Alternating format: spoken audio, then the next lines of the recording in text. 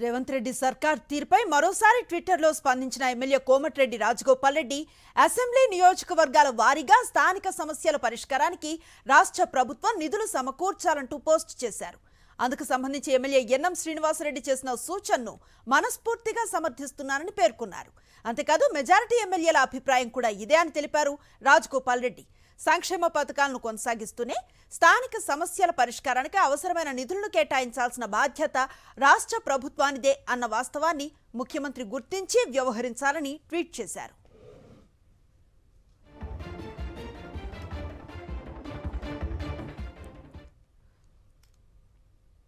రేవంత్ రెడ్డి సర్కార్ తీరుపై మరోసారి ట్విట్టర్లో స్పందించిన ఎమ్మెల్యే కోమటిరెడ్డి రాజగోపాల్ రెడ్డి అసెంబ్లీ నియోజకవర్గాల వారీగా స్థానిక సమస్యల పరిష్కారానికి రాష్ట్ర ప్రభుత్వం నిధులను సమకూర్చాలంటూ పోస్ట్ చేశారు.